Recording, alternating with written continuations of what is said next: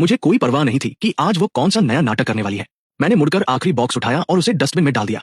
तभी वहां से गुजर रही सुमन्याओं की नजर उन फेंकी हुई चीजों पर पड़ी और उसका चेहरा उतर गया। तुमने ये सारी चीजें क्यों फेंक दी? मैं उसकी तरफ एक ठंडी नजर से देखा और काम टोन में कहा, तुम्हारी तो याददाश्त चली गई थी ना, फिर तुम्हें ये सारी चीजें कैसे याद है?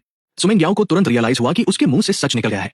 उसने जल्दी से अपने फेशियल एक्सप्रेशंस बदले और अनजान बनने की एक्टिंग करते हुए बोली, मैं तो बस ऐसे ही पूछ रही थी।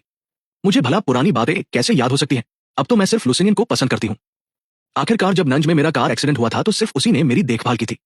कार एक्सीडेंट यहाँ तक कि उसकी याददाश्त जाने का नाटक भी एक एक्टिंग है। कौन सा कार एक्सीडेंट? मेरे होठों पर एक हल्की सी मुस्कान आ गई। मैंने उस आदमी की तरफ देखा जिसने उसे पकड़ रखा था। उसकी आंखों में एक अजीब सा घमंड था। ये एक नया चेहरा था। शायद लुसिनिया इन दिनों सुमेंग्याओं का सबसे फेवरेट टाइम पास था, इसीलिए वह उसे इतने शान से यहाँ लाई थी। मैं अब उससे कोई फालतू बात नहीं करना चाहता था। मैंने बस हाँ कहा और मुड़कर विला के अंदर चला गया। मुझे बिना पीछे मुड़े जाते देख सुगंग्याओं की आंखें फटी की फटी रह गई। उसे लगा था कि किसी और को घर लाते देखकर मैं गुस्सा करूंगा या जेलस फील करूंगा, लेकिन मैं इतना शांत कैसे था? सुमेंग्याओं को लगा कि कुछ तो गड़बड़ है, लेकिन उसने मेरे पीछे आकर कोई एक्सप्लेनेशन नहीं दिया और मुझे दरवाजे के पीछे गायब होते हुए देखती रही। रात 8 बजे अचानक डोर बेल बजी। मैंने अपने हाथ से पैकिंग बैग नीचे रखा और दरवाजा खोलने गया। सामने वही आदमी था जिसे सुमैगो अभी अपने साथ लाई थी। उसने अपना हाथ उठाकर वेव किया।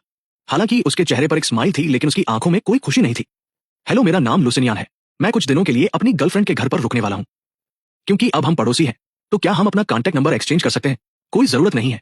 मैंने बिना कुछ सोचे उसे रिजेक्ट कर दिया और मुड़ने ही वाला था कि लुसिनिया ने मेरे हाथ से मेरा फोन छीन लिया। उसने जल्दी से रिचार्ड ओपन किया और खुद को फ्रेंड लिस्ट में ऐड कर लिया। मेरे गुस्से वाले चेहरे को देखकर उसने हंसते हुए फोन वापस कर दिया और बड़े ही हल्के टोन में बोला, हम दोस्त तो बन ही सकते हैं। आखिरकार हमें आगे भी मिलते जुलते रहना है। वैसे क्या तुम्हारे पास अम्ब्रेला है? जो हमने दिन में खरीदा था वो सब इस्तेमाल हो गए हैं।